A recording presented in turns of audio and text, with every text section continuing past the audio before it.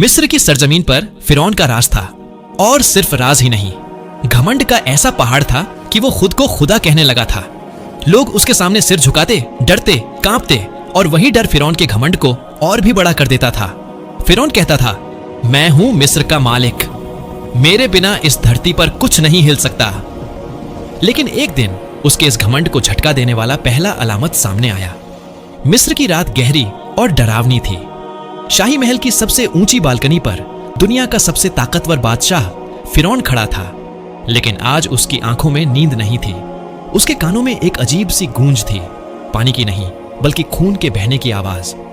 वह नील नदी की तरफ देख रहा था, वही नील नदी जिसे वह अपनी मिल्कियत समझता था। लेकिन आज उसे उस नदी के काले पानी में अपना चेहरा नहीं बल्कि मौत का साया दिखाई दे रहा था। उसके हाथ कांप रहे थे। उसने पास रखे सोने के ग्लास को उठाया और पानी पीने के लिए होठों से लगाया, लेकिन जैसे ही पानी उसके मुंह में गया, वह गाढ़ा बदबूदार खून बन गया। फिरौन ने जोर से जाम को फर्श पर दे मारा।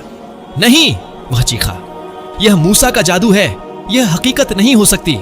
लेकिन यह हकीकत थी, और यह सिर्फ शुरुआत थी उस खौफनाक अंजाम की जो इतिहास के पन्नों पर हमेशा के लिए दर्ज होने वाला था। कुछ दिन पहले ही हजरत मूसा अलैहिस्सलाम फिरौन के दरबार में आए थे। उनका चेहरा नूरानी था, लेकिन आंखों में जलाल था। मूसा अलैहिस्सलाम ने कहा था, ऐ फिरौन, अब भी वक्त है, बनी इजराइल को छोड़ दे और अपने रब के सामने झुक जा, वरना मिस्र की जमीन तुझे उगल देगी और आसमान तुझ पर रोएगा भी नहीं। फिरौन अपने तख्त पर अकड़ कर बैठा था। उसने अपनी हंसी उड़ाई थी। मैं मिस्र का रब हूं, ये हवाएं, ये पानी, ये सूरज सब मेरे हुक्म के गुलाम हैं। तेरा रब मेरा क्या बिगाड़ लेगा? लेकिन फिरौन भूल गया था कि मिट्टी का बना इंसान जब खुदाई का दावा करता है तो कुदरत उसे तोड़ने के लिए अपनी सबसे छोटी फौज को भेजती है। अल्लाह का गजब उतरना शुरू हुआ।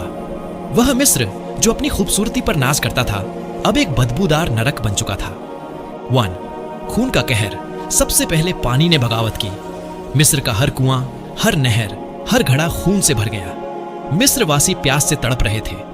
अजीब बात यह थी कि जब कोई बनी इजराइल का गुलाम पानी पीता तो वह साफ और ठंडा पानी होता। जैसे ही कोई फिरौन को मानने वाला उसे छूता, वह गाढ़ा खून बन जाता। फिरौन प्यास से पागल हो रहा था। उसके होंठ सूख कर पपड़ी बन गए थे। वह चिल्लाता, मूसा को बुलाओ, उससे कहो इसे रोके। जब मूसा अलैहिस्सलाम ने दुआ की और पानी साफ हुआ तो फिरौन का घमंड फिर लौट आया। उसने कहा, यह तो बस एक इत्तेफाक था, 2 मेंढकों का हमला। फिर अल्लाह ने दूसरी फौज भेजी। मेंढक, आम मेंढक नहीं थे। अचानक लाखों करोड़ों मेंढक मिस्र के घरों में घुस आए। सोचिए उस मंजर को। फिरौन अपने शाही बिस्तर पर लेटने जाता तो मखमल के गद्दों के नीचे से ठंडे चिपचिपे मेंढक निकलते। वह खाना खाने के लिए निवाला उठाता तो खाने के बर्तन में मेंढक कूद पड़ते। वह बात करने के लिए मुंह खोलता तो डर रहता कि कहीं मेंढक मुंह में न चला जाए। पूरे मिस्र में सिर्फ एक ही आवाज थी, डर डर।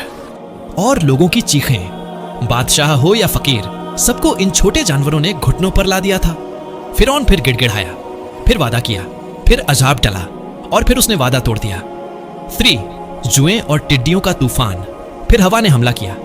धूल और मिट्टी जुओं में बदल गई। लोगों के जिस्मों पर, बालों में, कपड़ों में कीड़े रेंगने लगे। वे खुजलाते खुजलाते अपनी खाल नोच लेते थे। उसके बाद टिड्डियों का लश्कर आया। उन्होंने मिस्र के हरे भरे खेतों को खाकर काला कर दिया। जो बागीचे फिरौन की शान थे, वे अब सूखी लकड़ियों का ढेर बन चुके थे। फिरौन का वजीर हामान उसके कान भरता रहा, जापना, आप कमजोर नहीं पड़ सकते। अगर आप झुके तो लोग आपको खुदा मानना छोड़ देंगे। यह मूसा का जादू है, बस कुछ दिन का खेल है। यही वो झूठी तसल्ली थी जिसने फिरौन को मौत के मुंह तक धकेल दिया।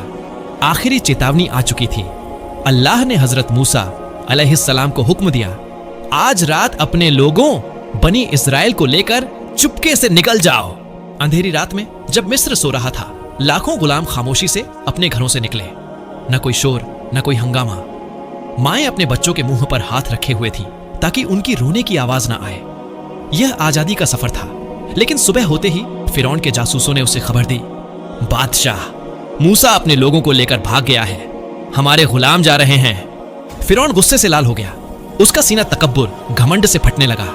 उसने अपनी जिद की हद पार कर दी। मेरी फौज तैयार करो, उसने दहाड़ लगाई। आज मिस्र की जमीन उनका खून पिएगी। मैं मूसा को भी मारूंगा और उसके रब को भी देख लूंगा। 20 लाख की फौज, रथ, घोड़े, तलवारें, फिरौन अपनी पूरी ताकत के साथ निकल पड़ा। जमीन उसके लश्कर के कदमों से कांप रही थी। धूल का गुब्बार आसमान छू रहा था। उसका इरादा पक्का था, आज बनी इजराइल का नामो निशान मिटा देना है। नील के किनारे मौत और जिंदगी के बीच बनी इजराइल चलते चलते बाहर ए अहमर, लाल सागर के किनारे पहुंच गए। सामने ठाठे मारता हुआ गहरा समुद्र था और पीछे से उड़ती हुई धूल बता रही थी कि फिरौन आ रहा है। लोग घबरा गए। उन्होंने चीखना शुरू कर दिया, ए मूसा, तुमने हमें मरवा दिया। सामने समंदर है, पीछे फिरौन है, अब हम कहां जाएं? मायूस चेहरे, रोते हुए बच्चे और कांपते हुए बुजुर्ग, सबको अपनी मौत सामने दिख रही थी। लेकिन हजरत मूसा अलैहिस्सलाम का ईमान पहाड़ जैसा मजबूत था। उन्होंने सुकून से कहा, हरगिज नहीं, मेरा रब मेरे साथ वह जरूर रास्ता निकालेगा। तभी अल्लाह का हुक्म हुआ, ए मूसा, अपनी लाठी समंदर पर मारो। जैसे ही लाठी पानी से टकराई, एक भयानक आवाज आई, जैसे आसमान फट गया हो। समंदर का पानी बीच से चीर दिया गया। पानी की लहरें दोनों तरफ बड़े पहाड़ों की तरह खड़ी हो गईं।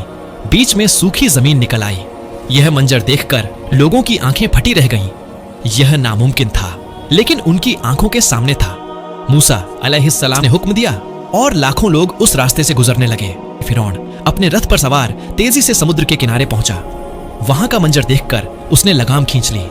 उसके घोड़े बिधक गए। उसने देखा कि समुद्र 2 हिस्सों में बटा हुआ है और बीच में एक रास्ता है। पानी की दीवारें खड़ी थीं, मानो किसी हुक्म का इंतजार कर रही हों।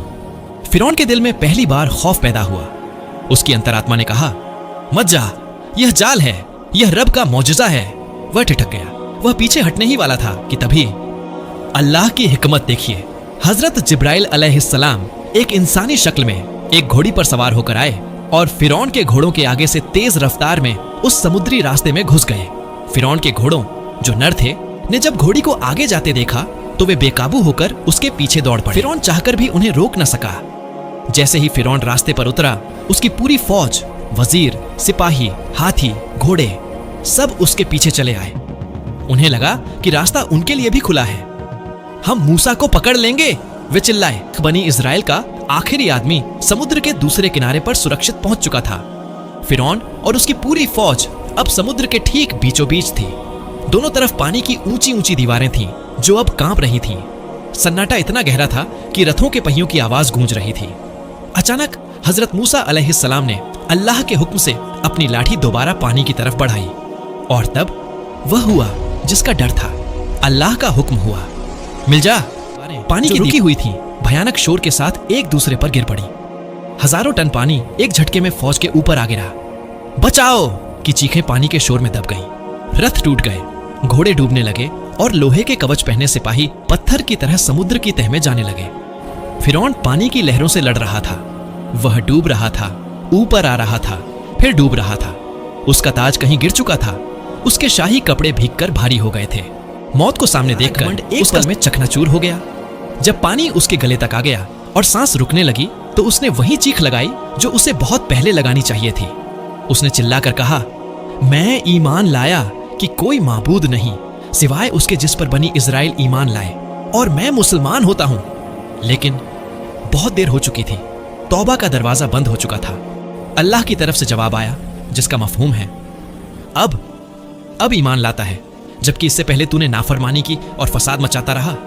कहा जाता है कि उस वक्त हजरत जिब्राइल ने समंदर की काली मिट्टी कीचड़ उठाई और फिरौन के मुंह में ठूंस दी ताकि वह रहमत की कोई और बात न कह सके, क्योंकि अब फैसले का वक्त था, रहमत का नहीं। फिरौन कहता था, मैं हूं मिस्र का मालिक, मेरे बिना इस धरती पर कुछ नहीं हिल सकता। फिरौन मर गया, लहरें शांत हो गईं, लेकिन कहानी यहां खत्म नहीं होती। यहीं पर वह ट्विस्ट है जो आज भी वैज्ञानिकों और दुनिया वालों को हैरान करता है। आमतौर पर जब कोई समुद्र में डूबता है तो उसका जिस्म मछलियां खा जाती हैं, या वह गलकर खत्म हो जाता है, या फिर वह गहरे पानी में हमेशा के लिए खो जाता है। लेकिन अल्लाह ने फिरौन के लिए एक अजीब और अनोखी सजा चुनी। अल्लाह ने कुरान में फरमाया, आज हम तेरे बदन, बॉडी को बचा लेंगे ताकि तू अपने बाद आने वालों के लिए एक निशानी बना रहे। समुद्र की लहरों ने फिरौन की लाश को निगला नहीं, बल्कि उसे उगल दिया। उसकी लाश पानी के ऊपर तैरती हुई किनारे पर आ लगी। यह वही जगह थी जहां बनी इजराइल खड़े थे।